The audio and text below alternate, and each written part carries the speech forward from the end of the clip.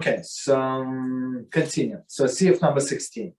So in topic, new topic, laws concerning interruption during the blessing of Krias Shema or Krias Shema itself. Okay, as actually, I think one of you, I don't remember who asked this question. So I said we're going to discuss in details. So here details. Containing 5 CFim. Okay, CF number 1.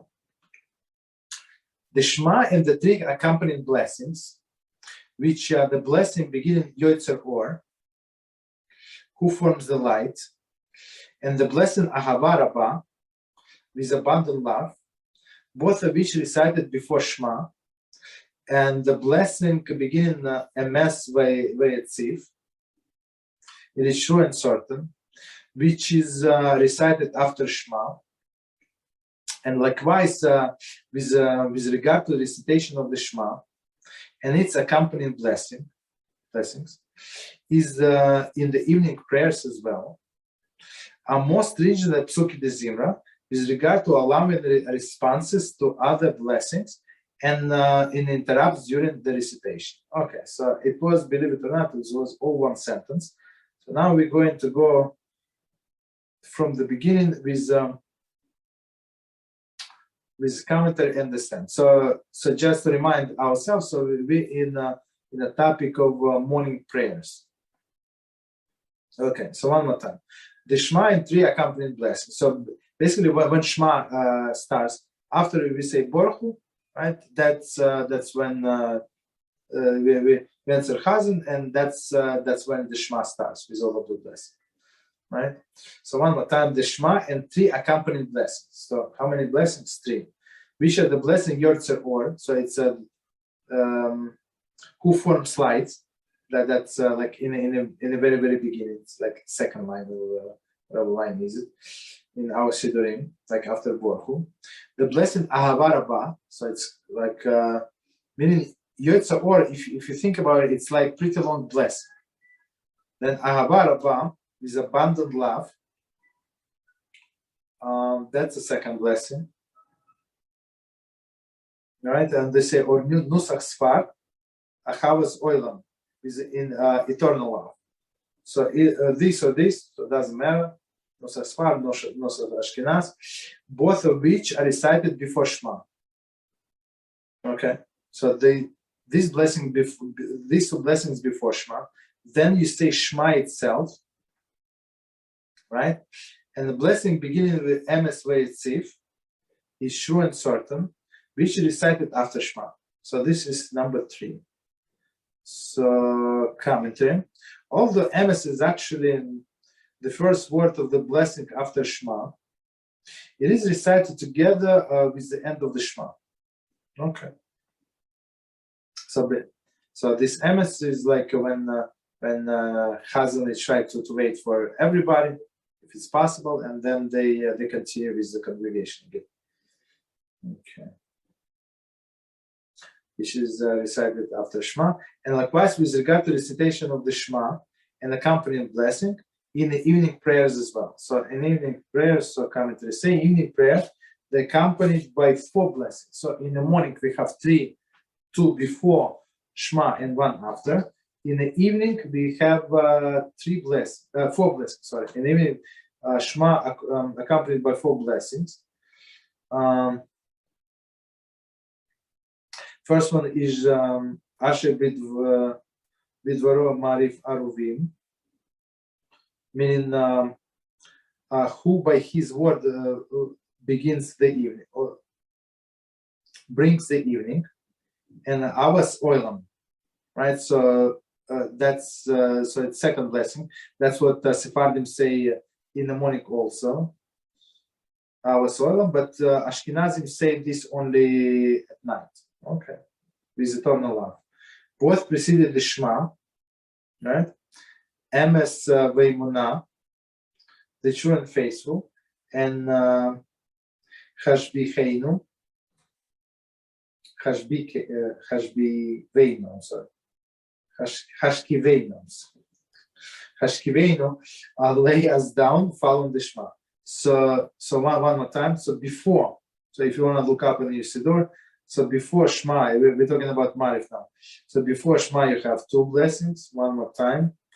In English, who by his word brings the evening. And second, with eternal love. So meaning the first blessing pretty long, then with eternal love is the second blessing. It's before Shema, and Emes Ve'emunah is a third one. And Hashkivenu is a fourth blessing after Shema. Okay. So now we know about 3 paragraphs of Shema. So now we say there is let's say we're talking about the morning 3 paragraphs of blessings. So let's see where exactly you can interrupt, right? So the law of interruption are more stringent than Psuki de Zimra with regard to allowing responses to other blessing and interruption during the recitation. So they see above. So basically about Psuki de Zimra, we said if you need to answer amen to somebody's bracha, so you can answer amen. There is no problem. Of course, it's proper to say it between the paragraphs, or at least you finish idea. Like in, for example, you read the paragraph, so you just finish idea or just finish sentence. Or if you must interrupt, like in the middle of sentence, okay, interrupt in the middle of the sentence, but maybe finish the idea, stuff like that. But here is more stringent. So and there you can say okay. Other things you can answer to Kiddusha during at least first 2 calls for Kiddusha during the Psuki de Zimra. So here it's more stringent. For the purposes of these halachas, the Shema and the blessing are divided into prakim, sections. Okay, so sections, I mean, if you have decent Siddur, if you have Art Scroll Siddur, I think it's one of the best Siddurim ever. So they have clearly divided, you see where the paragraph ends, where the paragraph begins. So they indicate it very nicely. So it says the halachas governing these interruptions are permitted hinges upon whether one is in the middle of the section or between the sections. Bein haperakim, as explained in the following section. So we're going to get to it. So we're going to say that between sections, it's allowed. We're going to see between which sections are allowed. And in the middle of the paragraph, it is not allowed. So we're going to see also all of the details. The following places are referred to Bein Haperakim.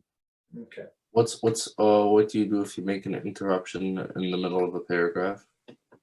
Well, interruption, we mean to answer a mail, for example. You're not allowed, right? No, in the middle, no. Yeah, so exactly. So let's say you say amen. You keep going, or you go back to the. You just if you know that he's going to say amen in 3 seconds, 2 seconds, so you just keep quiet. You stop. Try to do it till the end of the sentence. Stop, listen, and listening is like answering. But let's say you did say it. Do you go back to the start, or? No. You continue. You don't go to the start. No. In this case, you continue only with. If I remember correctly, only in the Shmona Esser when you did the mistakes, and we're going to see which mistakes counted like severe mistakes, you have to go back. Especially it's coming up, so you gotta be very careful during Rosh Hashanah, between Rosh Hashanah and Yom Kippur. So in many cases, when you forgot, in some cases, when you forgot to say to change the wording, so you have to go back. And we're going to. I think we have time to get to that point, to that halacha before the time. Okay, so basically, one more time. For the purposes of this halachas, so I mean in interruption, right? The Shema and its blessing being divided into perakim sections. Okay, the following places are referred to Bein Haperakim. Bein, it's like between, right? So it's like between the sections. Between the words Yotzer Hamaros, who fashioned the luminaries, which are the last word of the first blessing, and Ahava Rabbah, the words of the second blessing. All right, so you cannot do this, right? You cannot speak between Chabocher Be'am Yisrael Be'ahava, who chooses his people Israel with love. The last word of the second blessing, and a Shema Israel, right? Hero Israel, and the first words of the Shema itself, between the word and upon your gates, and the last words of the first section of the Shema, and Vechaya im Shamoan. Okay, I'm going to explain all of this about this. So let me just finish the sentence. I mean, it's all sentence, and we explain. And he will come to pass, and it will come to pass, that you are hearkening. And the first words of the second section of the Shema, between Al Ha'eretz, on the earth, the last words of the second section, and Vayomer, and he said, the first words of the final section of the Shema. So basically, if you have like Arstro Siddur, I would say how they know where you can answer Amen. When it says the congregation answer Amen, it means that you're allowed to answer Amen. So if you have Siddur, should I get my Siddur, or you can check yourself? You good? So all of the sections, whatever you can answer, where it says that you answer Amen, that's where you as an individual can answer Amen, not only on whatever Chazzan is saying, but let's say they a little ahead of you, or I don't know, they ahead of you, you're behind for whatever reason, so they doing something else completely. So in this breaks, so you can answer Amen to different brachas. So for example, at those points, I can answer Amen to any bracha. Yeah. Okay. I think so. Yeah. And plus to Kaddish. So okay. So somebody's saying Kaddish, you're behind. So okay, you can answer Amen. Is it over? Okay? Is it ever okay? Does it count as an okay interruption? For example, when they're bringing out the Torah, right? You say like a Tehillim or something, or when they're putting it back in, right? Is that a time where it's okay to make an interruption, or you should make an interruption, or no? I mean, let's. So where are you at that point? So they're taking out the Torah. So what are you doing at this point? I don't know. Let's say I'm still at Shema. Let's say I'm in the middle of the. Oh no! You don't break for that. No. Not at all. No. So for example, if when the Torah is traveling, meaning they take out of the Aron Kodesh and they're walking, you must stand up. Mm-hmm. You understand? Well, it is traveling. You have to stay until it's rest. Mm-hmm.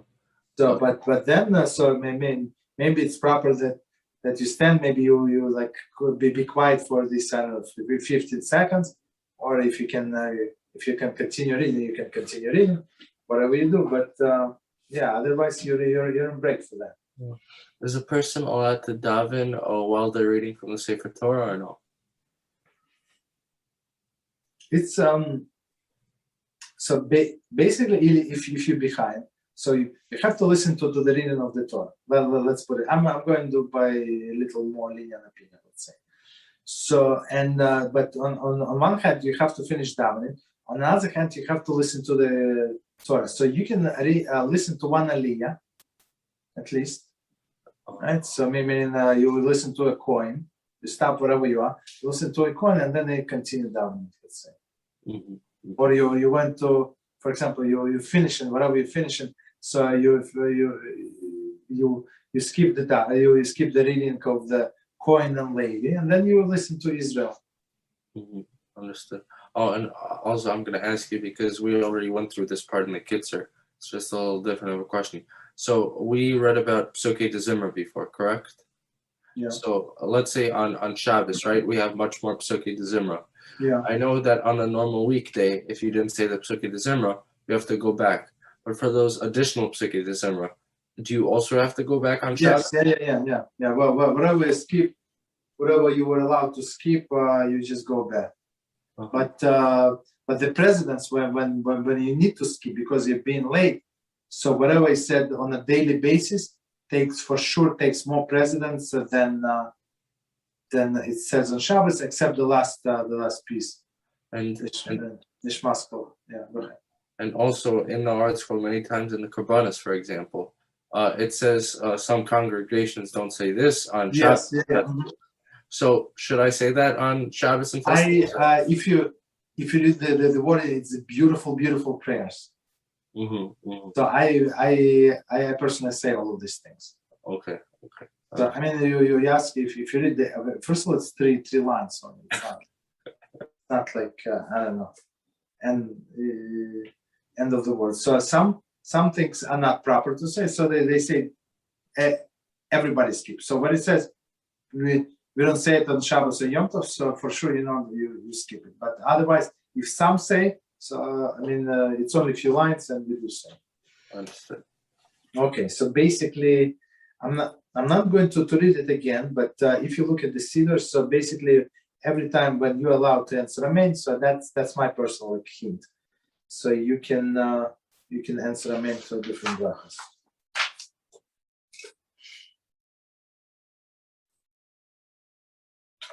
Okay, all the come past. One second. Between Haaretz and the earth, last word of the section, and Vayomer, and he said the first words of the final section of the Shema. Okay, so meaning after the first section of the Shema, and second section of Shema, you can say Amen. But that's does it say Amen? No. Oh, I apologize. I have to take it back. So all of these places, I apologize. All of these places where you say Amen, right? Where we said in Siddur that congregation should answer Amen, and plus after the first blessing. So you say Shema Yisrael itself, the line Shema Yisrael.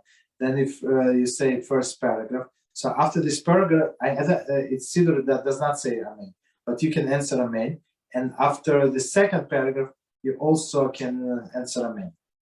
But after that, you don't answer Amen until the end. The Shema obligation, the when do you get the mitzvah? When you say Shema Yisrael, or when you say Shema Yisrael in the first paragraph? No, Shema Yisrael is in the first. What's that? Shema is all of the three paragraphs. No, I mean when you actually say Shema and close your eyes. I mean that part. I mean when do you get if it's a mitzvah and without the rest of the three paragraphs. For example, the time for the Gra is ending. It's 9:28. Gra ends at 9:30. I don't have that much time. So did I get the biblical mitzvah when I said the first paragraph, the first two? Because I know the third paragraph is basically we'll say extra. It was added in. You're only because we have to have what's it called? The leaving of Mitzrayim. That's the main point. Mm-hmm. It's a good question. If it's what considered the mitzvah is the Shema, I mean, I'm not 100% sure, but I would say all of the three paragraphs. I don't think one paragraph is going to consider the mitzvah. Then why do we say one paragraph? Then why do we say one paragraph at night, for example? Because exactly. So okay. That's because I know Rashi says in no. We say only one paragraph at night because you already said all of the three paragraphs twice a day. Mm-hmm. Rashi says, for example, I know we maybe don't pass him like Rashi. I'm just giving you his reasoning. He says that let's say someone didn't do Ma'ariv, right? He didn't say Shema then. He can fulfill his obligation with just saying the one paragraph before he goes to sleep. Mm-hmm. For which part of the Shema do you need Kavana, or the Shema doesn't count? No. The marriage itself, it's a rabbinical obligation. So I mean, if he said the Shacharit with all of the three paragraphs, so we can rely at least on Shacharit that No, Shacharit is a different day. No, Shacharit is the same day in the sense of the prayers, in some sense. So sometimes it's we start from Marif, but in some sense it's already said on that day. Mm-hmm. So before he goes to bed. I mean, anyway, he said that 3 paragraphs. But what about the kavana? Like, let's say if you don't say this first, the very start, Shema Yisrael HaShem Elokeinu. If you don't say that part with kavana, do you still get the mitzvah or no? I think so, yes. Okay. I mean, that's, of course, not the highest level, but after the fact, I think we're getting the mitzvah. So check time.